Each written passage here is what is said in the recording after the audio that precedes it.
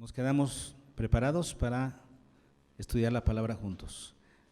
Abrimos nuevamente la Biblia en Lucas 14.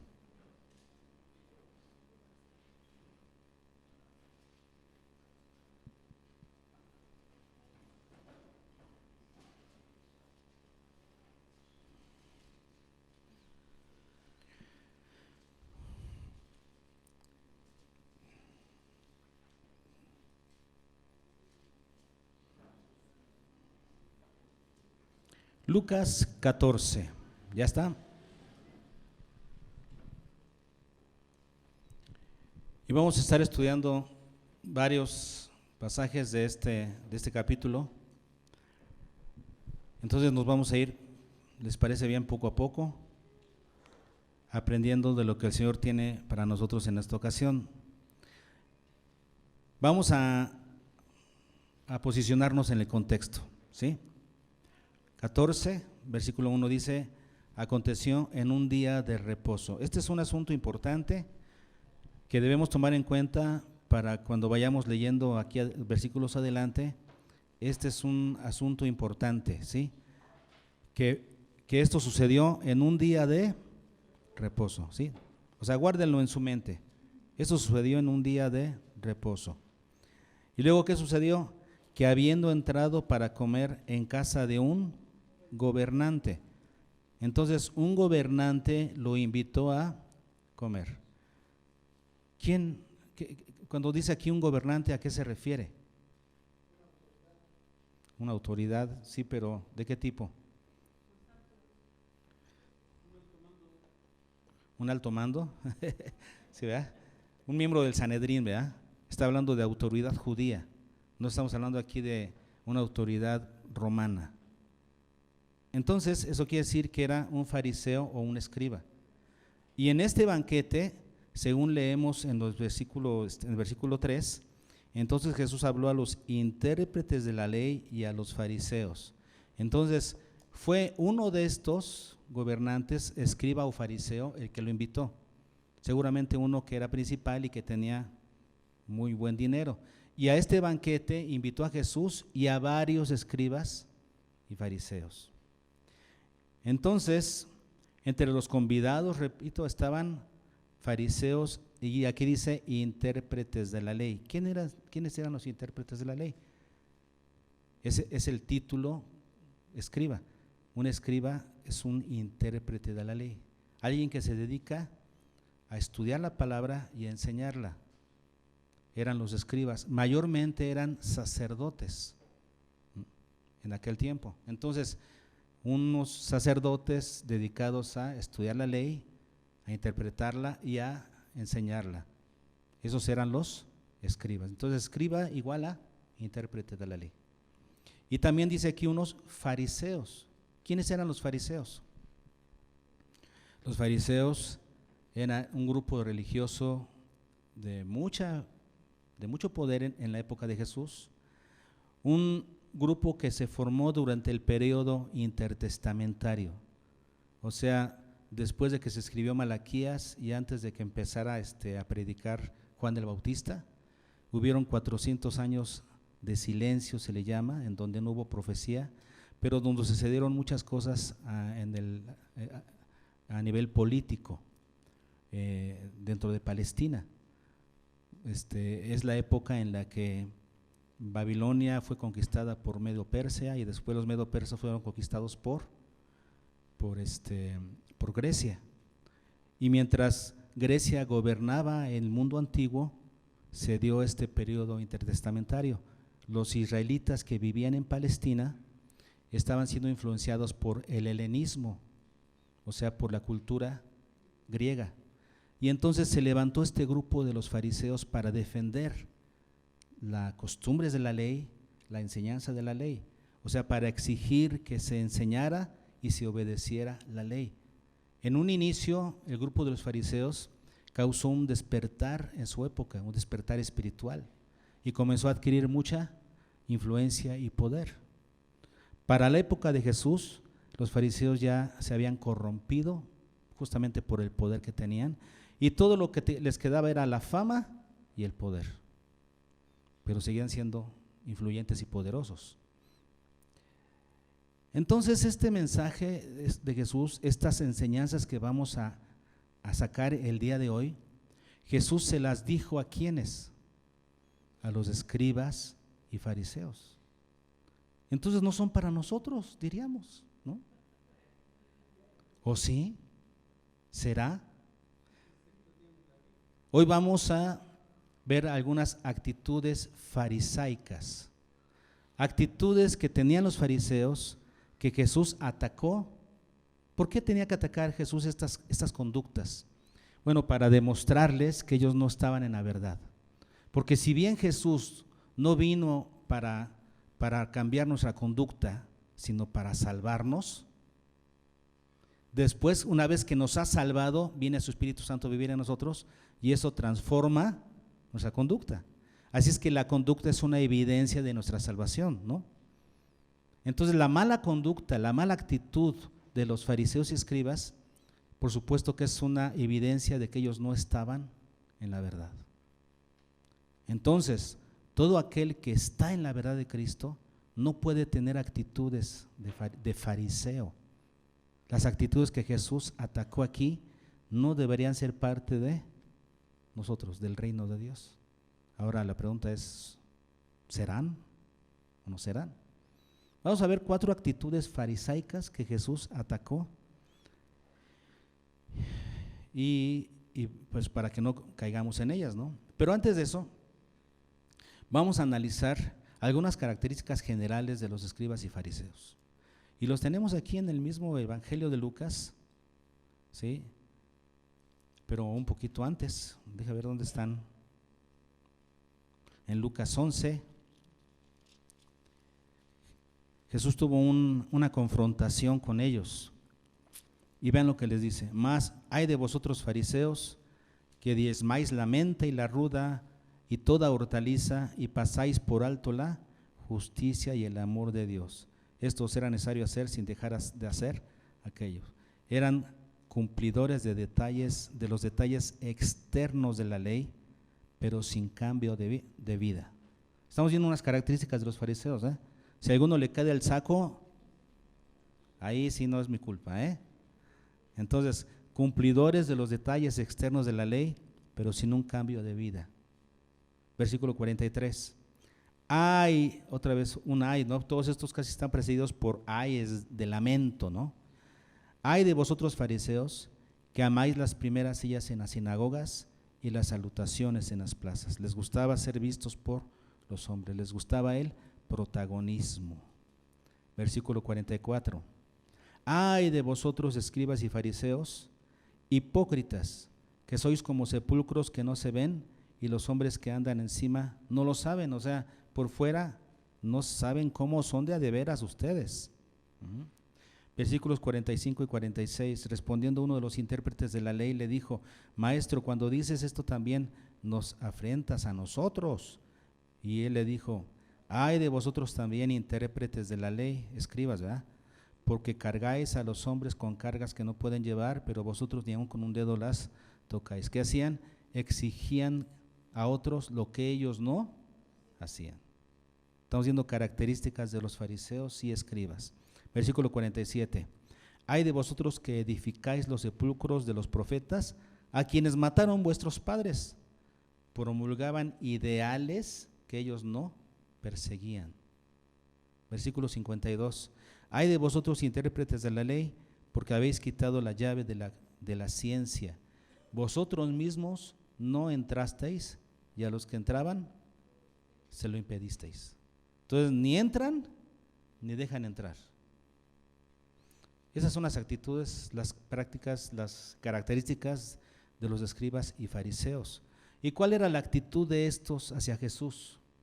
Versículos 53 y 54. Diciéndoles él estas cosas, los escribas y los fariseos, ¿qué? Comenzaron a estrecharle en gran manera y a provocarle a que hablase de muchas cosas, acechándole y procurando cazar alguna palabra de su boca para acusarle. Esta es la actitud que tenían escribas y fariseos hacia Jesús. Ahora, cuando nosotros regresamos a la escena del capítulo 14, cuando invitan a Jesús en un día de reposo. ¿Por qué? Porque estaban esperando casarlo en algo, ¿no? Vean cómo termina el versículo 14. Bueno, vamos a leer 14. Aconteció un día de reposo que, habiendo entrado para comer en casa de un gobernante que era fariseo, ¿qué más? Estos le acechaban. ¿Para qué lo invitaron? Para acecharlo, a ver si decía algo, a ver si hacía algo de lo cual después lo pudieran acusar. Ese era su sistema, lo estaban acechando, lo estaban provocando. Y vean lo que sigue diciendo, versículo 2, y he aquí estaba delante de él un hombre hidrópico. ¿Cómo que estaba delante de él? Obvio, ¿cómo va a estar un hombre enfermo, pecador, en casa de un fariseo, en medio de un banquete? Lo pusieron ahí. ¿Se dan cuenta cómo todo está preparado para acechar a Jesús? Un hombre hidrópico, o sea, alguien que acumulaba líquidos en su organismo, en su vientre o en sus extremidades. Jesús lo vio y Jesús entonces se dio cuenta de la trampa, pero ¿saben qué hizo? ¿Por qué aceptó Jesús? No, si él sabía para qué lo estaban invitando. A lo mejor se le antojó la comida y dijo, pues ¿dónde voy a comer algo así tan bueno, no? No, él sabía de las trampas que le iban a poner, sin embargo asiste. ¿Por qué? Bueno, por la compasión que tenía. Él quería dejar mensajes, quería aprovechar cada oportunidad para enseñar. Y justamente es lo que hace el Señor. Aprovecha esta oportunidad para exponer públicamente las fallas de conducta de los fariseos y dejar una enseñanza en sus seguidores. En otras palabras, Jesús viene a exponer lo que no se debe hacer, ¿no? Para que ellos, sus seguidores, no siguieran estas enseñanzas. Entonces veamos cómo era el carácter de estos líderes espirituales de la época de Jesús, a la cual catalogaremos como carácter farisaico. ¿Para qué? Para que no caigamos en esas fallas, porque el creyente, los hijos de Dios, los discípulos de Cristo, perseguimos cosas mejores, ¿no?, que esto. ¿Listos entonces? Entonces vamos a ver la primera falla que Jesús expuso de estos líderes religiosos.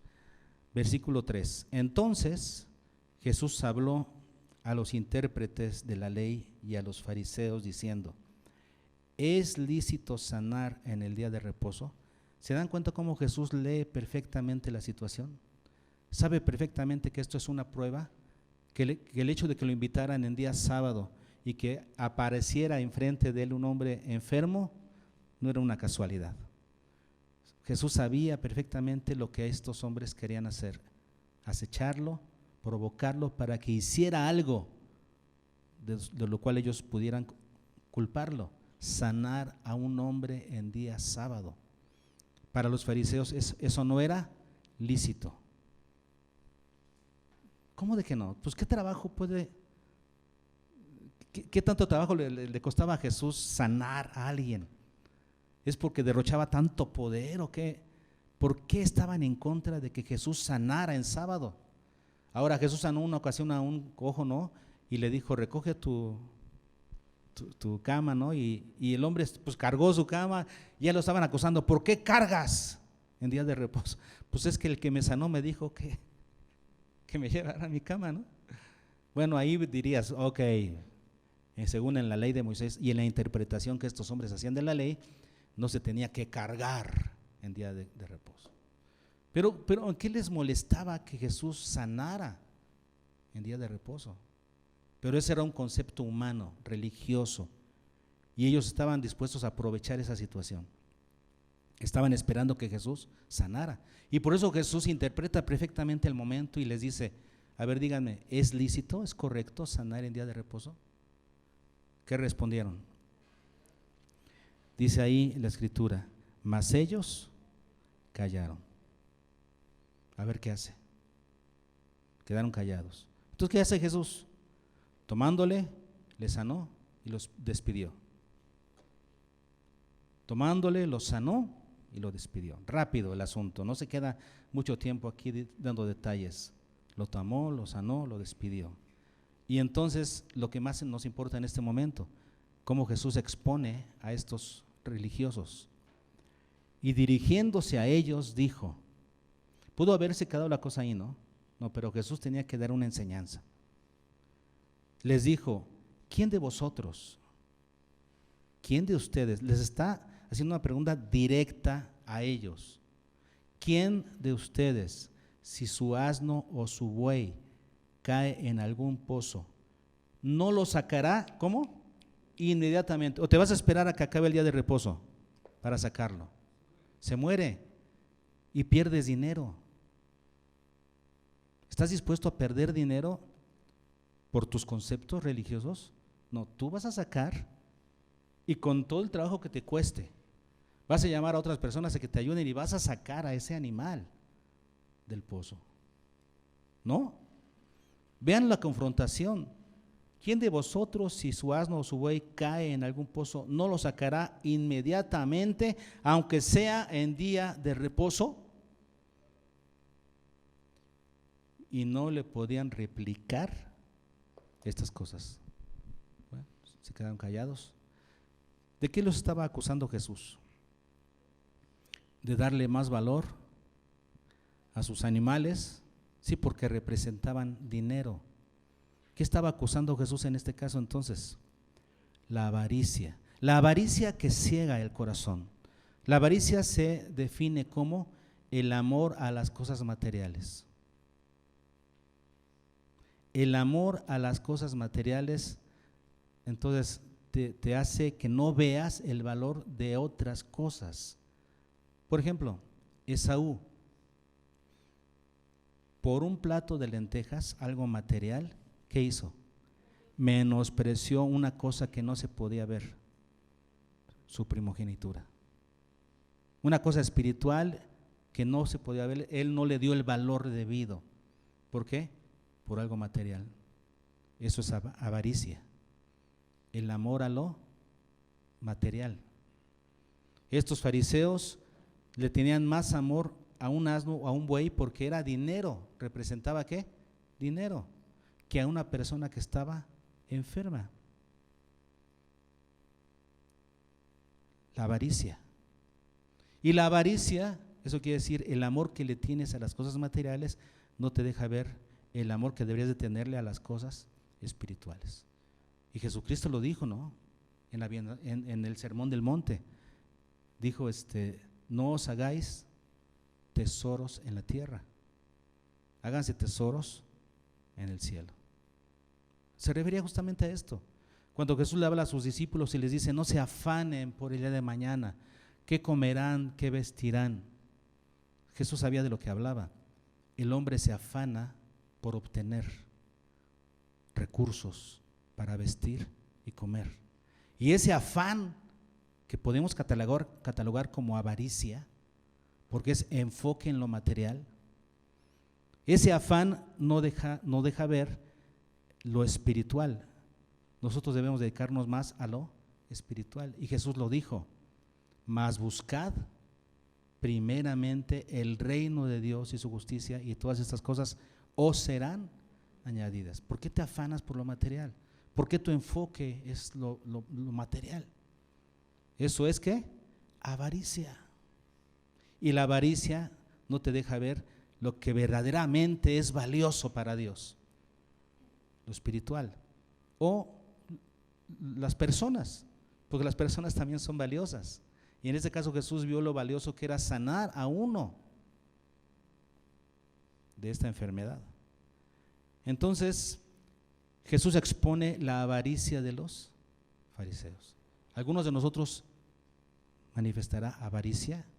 ¿Amamos más las cosas de este mundo? ¿Amamos más las cosas materiales que el reino de Dios? ¿Cuántas horas le dedicamos a lo material? ¿Y cuánto tiempo le dedicamos por ejemplo, a estudiar la palabra, a orar, a compartir el evangelio con alguien, a tener un ministerio. Eso demuestra, ¿no? Donde está tu tesoro está tu corazón. ¿A qué le dedicas más tiempo, más empeño? ¿Dónde está tu corazón? Entonces, ¿eres avaricioso? ¿O le consideras o le das el valor correcto a las cosas de Dios, a lo espiritual? Avaricia, ¿ok? Número 2, siguiente cosa. Jesús aquí entonces expone la avaricia de los fariseos a través de una situación real, ¿no? De una confrontación. Ahora veamos lo que sigue, versículo 7. Seguimos en el mismo contexto, ¿no? Jesús está convidado a una comida, ¿no? ¿Sale? Y están ahí los fariseos y los escribas. No hay publicanos aquí. En otras ocasiones Jesús fue invitado por un publicano y habían puros publicanos. Pero en este caso son los fariseos odiaban a los publicanos. Aquí hay pura gente religiosa, fariseos y escribas. ¿Ok? Entonces, ¿qué notó Jesús? Versículo 7. Observando, ¿quién está observando? Jesús. Entonces Jesús, miren, está atento a lo que está pasando. ¿Para qué? Porque así como ellos lo estaban acechando a él también los está acechando a ellos para ver qué fallas tienen y poder exponerlas. Y vean lo que dice, observando cómo escogían los primeros asientos en la mesa. ¿Qué habrá visto Jesús? Que estos fariseos escribas como niños andaban poniéndose el pie o andaban corriendo para buscar los mejores asientos. ¿Cuáles eran los mejores asientos? Los que eran más cercanos al anfitrión. El que invitó, él se sentaba en la cabecera. Los que estuvieran más cercanos a la cabecera y al invitado especial que era Jesús, ¿no? Los que estuvieran más cercanos en la mesa a ellos eran los lugares de mayor honor. Y Jesús nota entonces cuando dice todos a sentarse en la mesa, ¡pum!, todos a correr, ¿no? A lo mejor no a correr así descaradamente, pero sí me los imagino. Yo voy primero, yo voy a buscar los mejores lugares. Se me hace que Jesús se aguantó la risa por ser decente, ¿no? Porque de ver cómo estos cuates buscaban los mejores lugares en la mesa, en esta competencia unos contra otros. ¿Quién era más digno de estar cerca del anfitrión? Entonces Jesús aprovecha para dar una enseñanza. ¿Cómo lo hace? A través de una parábola.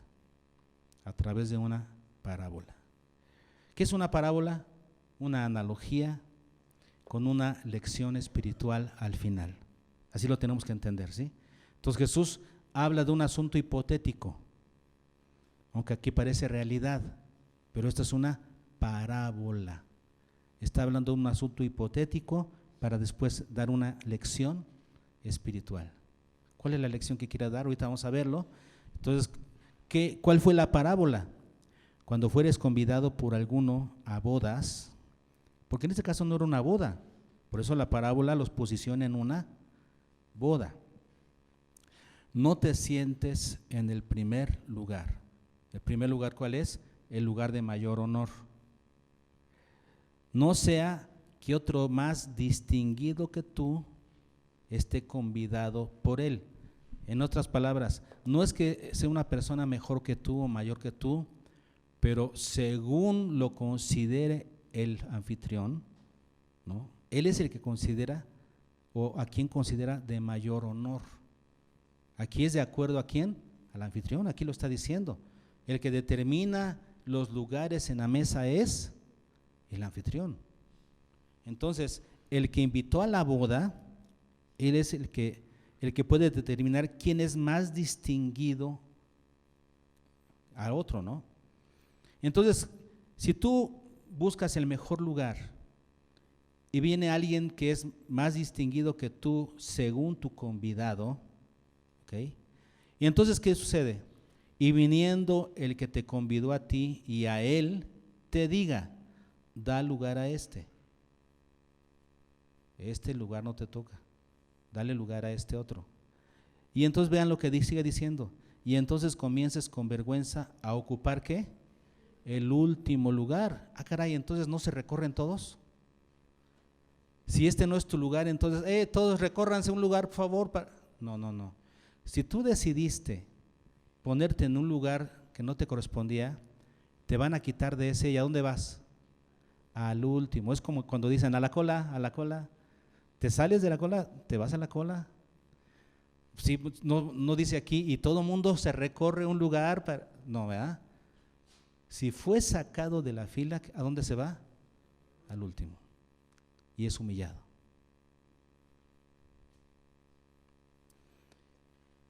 Esto tiene mucho que ver con lo que Jesús va a enseñar, ¿no? Con lo que Jesús tiene en mente enseñar. Ahora declara el Señor Jesús lo que sucede en el reino de Dios. Versículo 11.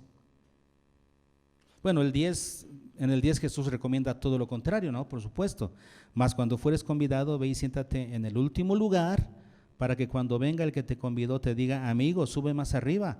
Entonces tendrás gloria delante de los que se sientan contigo a la mesa. Entonces Jesús recomienda, haz todo lo contrario. Pero ahí viene la enseñanza que Jesús quería dar en el versículo 11. Porque cualquiera que se enaltece será humillado, y el que se humilla será enaltecido. Aquí Jesús llega a lo que sucede, al cual es el principio que gobierna dentro del reino de Dios. Esta actitud de los fariseos de protagonismo no es parte del reino de Dios. ¿Por qué?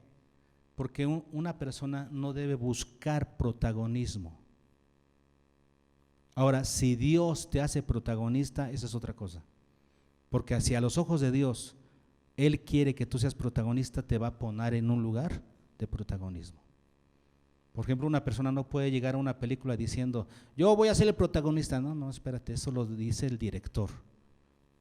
El director y el que hace los castings, ¿no? Determina, yo quiero a este actor como protagonista. Así es que todas las cámaras van a ir sobre él.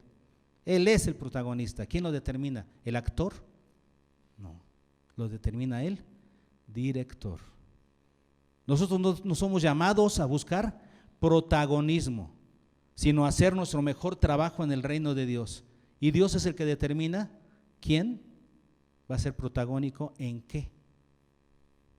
Nosotros no buscamos protagonismo, pero si Dios determina que te quiere en un mejor lugar, Él te va a poner en ese mejor lugar. Tú no debes buscarlo. En todo caso, lo que nosotros debemos tener es consideración por los demás. No buscar los primeros lugares y dejar a otros atrás. Al contrario, en el reino de Dios nosotros debemos ser los que somos considerados para con ellos y somos servidores de los demás. Debemos entonces tener consideración y servicio al prójimo, no buscar protagonismo. Jesús dice, cualquiera, o sea, todo aquel, involucra a todos, todo aquel que se enaltece, voz activa, se eleva a sí mismo. ¿Qué va a suceder? Porque en el griego está la palabra upoueutu, que significa se eleva a sí mismo. Todo aquel que se eleva a sí mismo será humillado, voz pasiva. ¿Por quién? Por Dios, por el que convida. Él te va a decir, ese no es tu lugar, salte de ahí, deja lugar a este, y tú te vas a ir a la cola, humillado. En el reino de Dios así funcionan las cosas. Aquel que se enaltece a sí mismo, Dios lo humilla. Y aquel que se humilla a sí mismo, Dios lo eleva. En el reino de Dios así son las cosas. Así es que en el reino de Dios no hay protagonismos, lo que hay es servicio y consideración los unos por los otros. Tú siéntate primero. No, tú, ándale, pásale. Yo te sirvo. Tú primero. Consideración y servicio. Esos son los valores de el reino de Dios. ¿Ok? Número 3. Seguimos en el mismo contexto en el que está Jesús y estamos en el versículo 12. Dijo también, aprovechó Jesús, ya que estaba sentado al lado del que le había convidado, ¿no? Ya en la mesa, Jesús está sentado al lado del anfitrión, del que lo invitó. Y entonces pues, Jesús es el invitado de honor. Dijo también al que le había convidado, mira, ahí te va un consejo.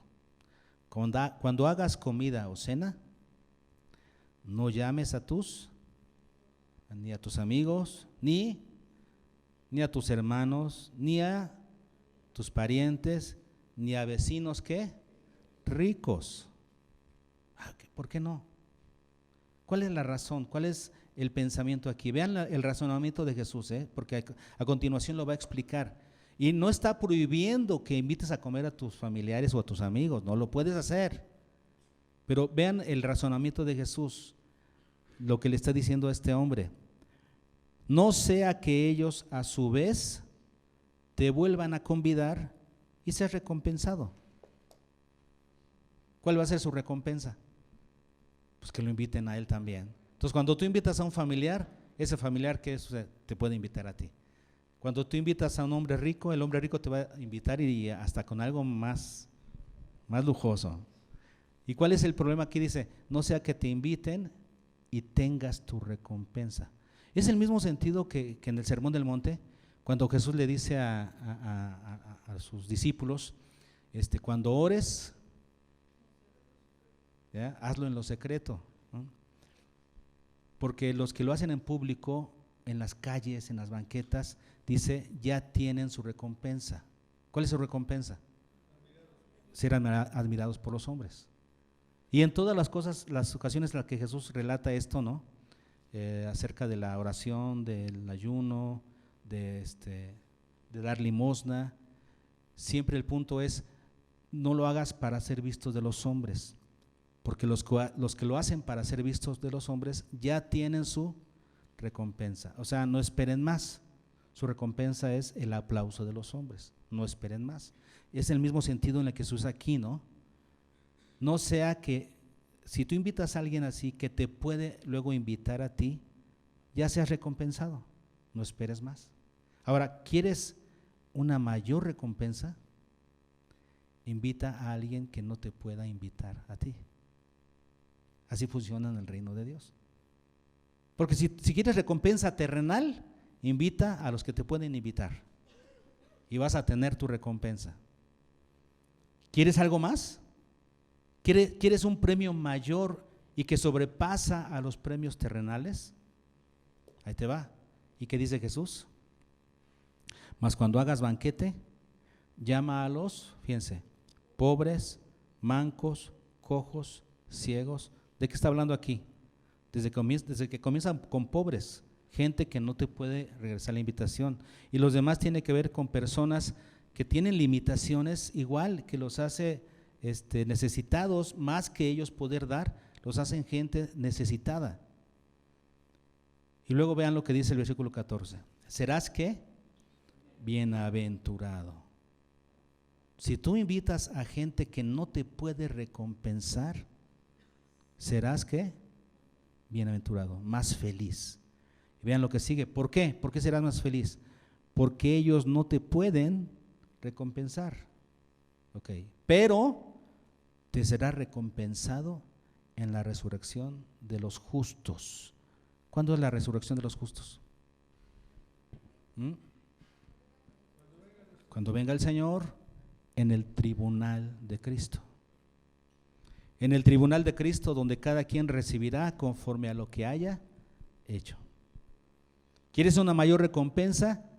Dale al que no te puede recompensar y entonces recibirás recompensa el día en el que el Señor venga, en el tribunal de Cristo.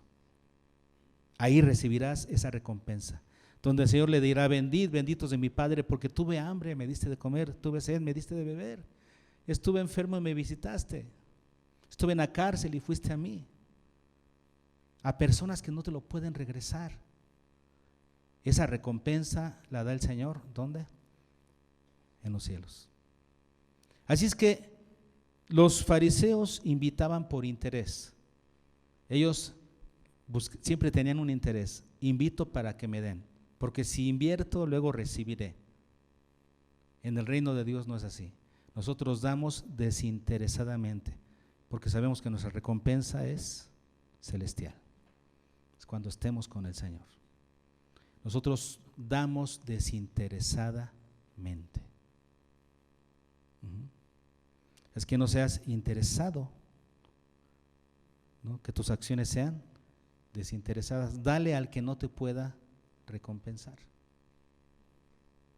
Y tendrás recompensa en los cielos. ¿Vamos bien? Y vamos con la última. La cuarta situación que Jesús expone en los fariseos y escribas. Versículo 15. Oyendo esto, uno de los que estaban sentados a la mesa con él, o sea, uno de estos fariseos y escribas, ¿está bien? Uno de ellos le dijo: bienaventurado el que coma pan en el reino de Dios. Era como decir, aquí estamos comiendo con el Hijo de Dios, con el Mesías, ¿no? El que se dice Mesías. Bienaventurado el que coma pan en el reino de Dios. Ellos estaban esperando al Mesías, no creían que Jesús fuera, pero creían en un reino, en el reino del Mesías.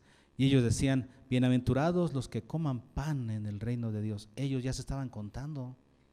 Ellos ya estaban diciendo: nosotros vamos a estar comiendo pan en el reino de Dios.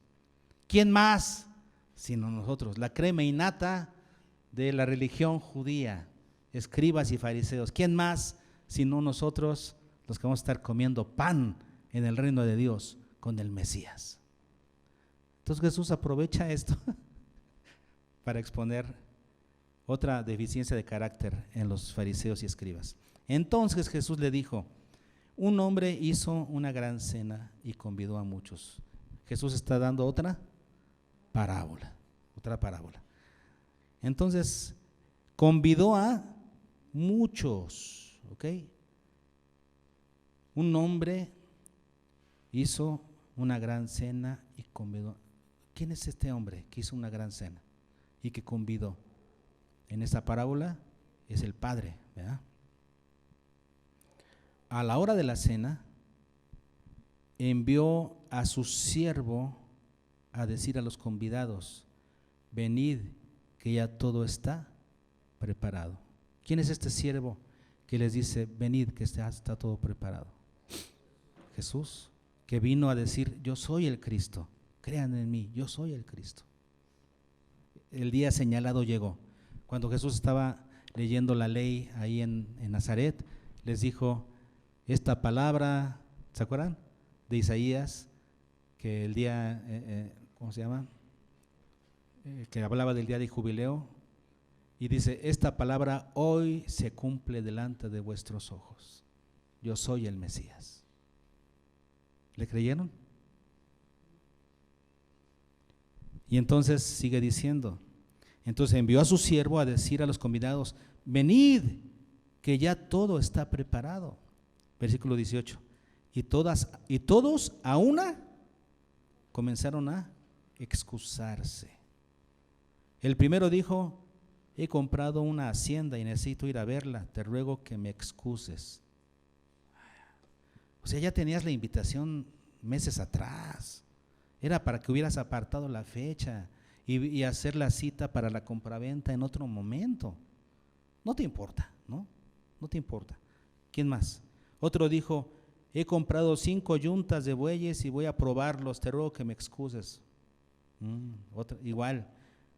Otro dijo: acabo de casarme y por tanto no puedo ir. Que podría ser hasta la más razonable.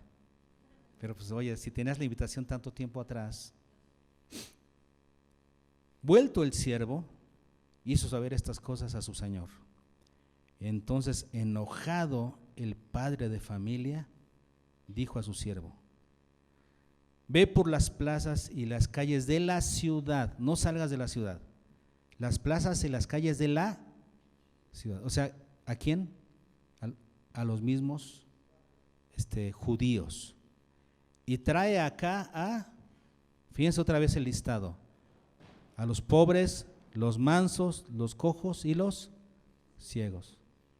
¿Se dan cuenta que es la misma lista del párrafo anterior? Gente necesitada.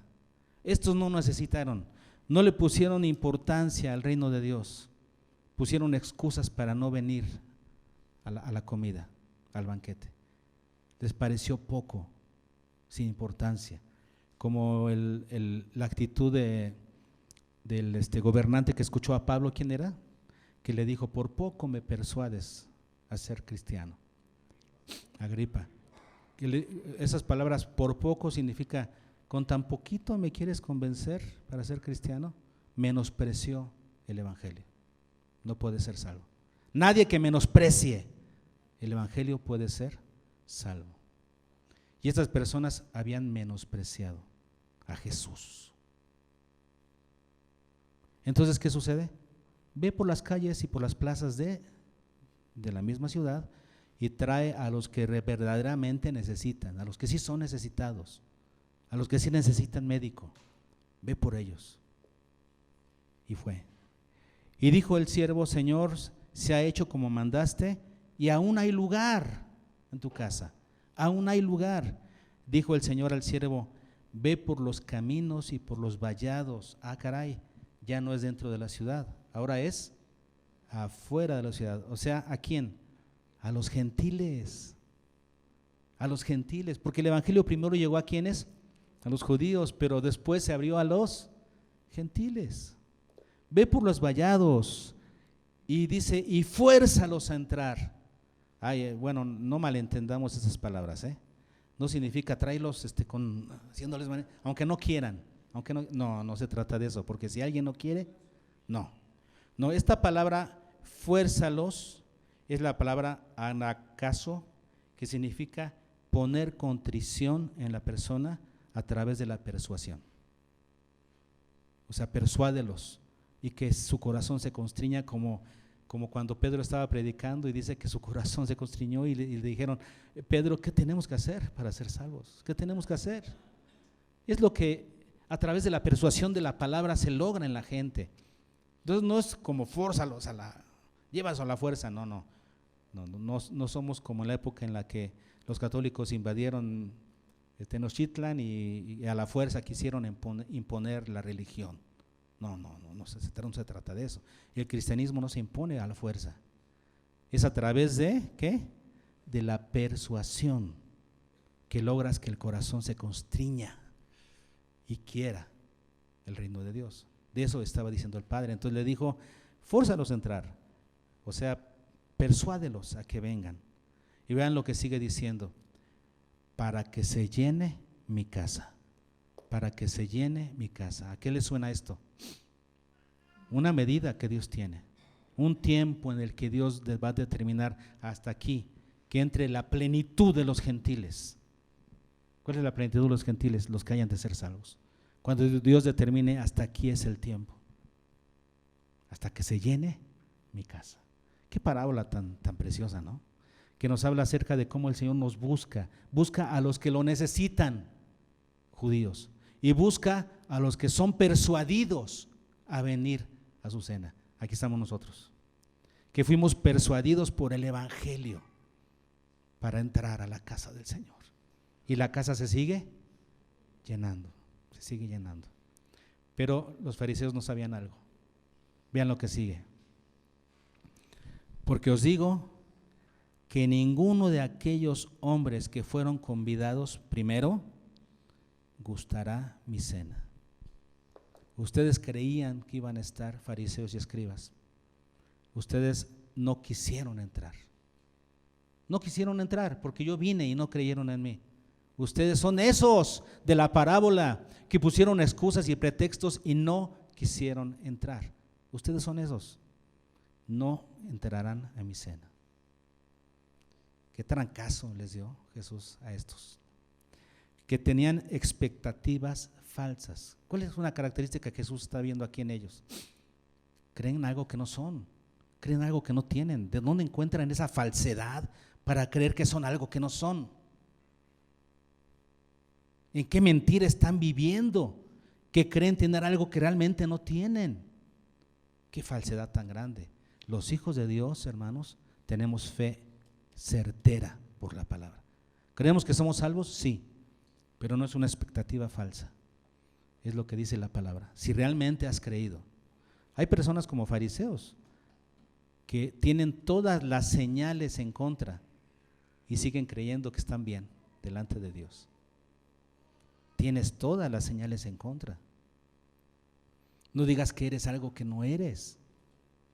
Debe haber evidencia del Espíritu y además del fruto en tu vida del Espíritu Santo, de la presencia del Espíritu, cambio de vida que realmente evidencie que eres cristiano. Nosotros por la fe, por la gratitud, por la obediencia a la palabra, tenemos una expectativa verdadera. Somos salvos y vamos al cielo. Pero estos tenían una expectativa falsa. No tenían señales y sin embargo creían que estaban bien. Se parecen a la iglesia de la Odisea, que decía: nosotros vemos bien, y el Señor les dice: no sabes que eres un pobre, miserable, desventurado, ciego, desnudo. No lo sabes, qué lástima que te crees algo que no eres. Nosotros por la palabra se nos han abierto los ojos y tenemos una expectativa correcta a través de la fe y la obediencia. Entonces, hermanos, Jesús atacó 4 aspectos del carácter farisaico, el cual debemos rechazar, ya que nunca podría ser parte del carácter de los hijos del reino de Dios, nunca. Cuidémonos de este carácter farisaico. Hemos visto, en primer lugar, la avaricia, el amor por las cosas materiales. El amor por las cosas materiales no te va a dejar ver el valor de las cosas espirituales que Dios tiene para tu vida. El afán por lo material no te va a dejar entrar a las cosas que Dios tiene para ti. Cuídate de la avaricia y busca primeramente el reino de Dios y su justicia. Número 2, el protagonismo. Querer ganar siempre los primeros lugares. Eso no es para cristianos. Los cristianos tenemos consideración para los otros y servicio. Las palabras claves de nuestra relación con el prójimo es consideración y servicio, no protagonismo. El que quiere ser protagonista aplasta a los demás, pisotea a los demás con tal de él ser el primero. No, el creyente tiene consideración y servicio hacia su prójimo. Número 3, interés. Hacer todo solamente por interés. Si yo doy, voy a recibir. Si doy acá, recibo. El creyente verdadero hace las cosas con total desinterés terrenal. Sabe que su premio está en el cielo, en el tribunal de Cristo. Nosotros esperamos esa recompensa celestial, no buscamos la terrenal. Y presunción por tener expectativas falsas.